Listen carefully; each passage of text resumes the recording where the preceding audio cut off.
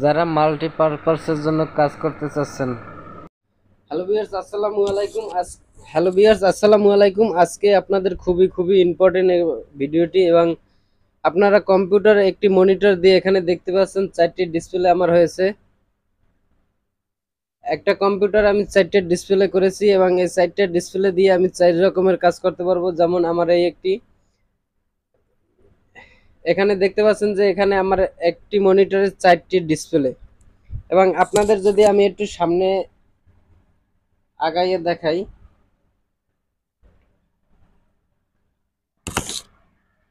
তো এখানে দেখতে পাচ্ছেন আপনারা আমার 4টা ডিসপ্লে, 1টা 2টা 3টা 4টা, এবং 4টে ডিসপ্লে দিয়ে আমি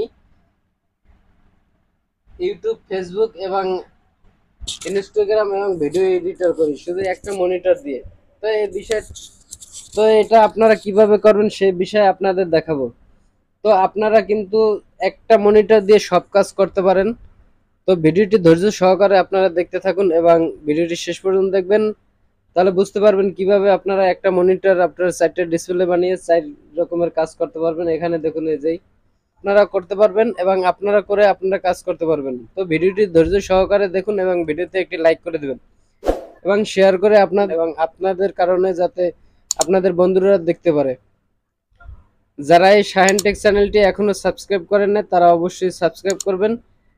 তো আমি এখানে কম্পিউটার স্ক্রিনে চলে আসছি। তো এখান থেকে যে কাজটি করবেন, এখানে আপনাদের কম্পিউটারে থাকা ক্রোম ব্রাউজারটি ওপেন করে নেবেন এবং একটি জিমেল ওপেন করে নেবেন। ওপেন করার পরে এখানে দেখুন যে সার্চ অপশন আছে উপরে, এই সার্চ অপশনে আপনারা লিখবেন ট্যাপ, ট্যাপ। তো ট্যাপ রিসার্চ লেখা হয়ে গেলে আপনারা এখান থেকে এন্টার প্রেস করে দেবেন। এন্টার প্রেস করে দেওয়ার পরে উপরে যে অপশনটি আছে ট্যাপ রেসিয়েস, তো এটার উপরে আপনারা ক্লিক করে দেবেন। এটার উপরে আপনারা ক্লিক করে দেবেন। তো আমি এটার উপরে ক্লিক করে দেব। ক্লিক করে দেওয়ার পরে এখানে দেখুন যে অ্যাড টু ক্রোম, এটার উপরে ক্লিক করে দেবেন।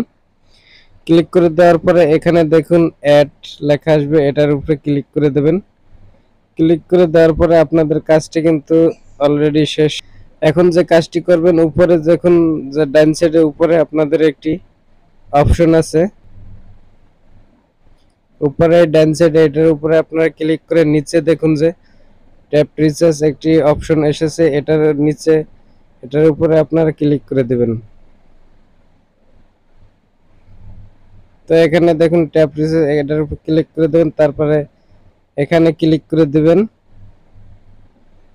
এই অপশনটি, তারপর লেটেস্ট গো এখানে ক্লিক করে। এখানে ডিসপ্লে সাইজ দেখতে পাচ্ছেন, আপনারা 3টা 4টা 2টা বানাইতে পারবেন। তো এখানে আমি 4টা করেছি, তো আপনারা এরকমের 4টে ডিসপ্লে করে নিতে পারবেন এবং এখান থেকে ভিডিও এডিটর এবং ফেসবুক, ইউটিউব সবকিছু ব্যবহার করতে পারবেন অনায়াসে, কোনো সমস্যা নেই।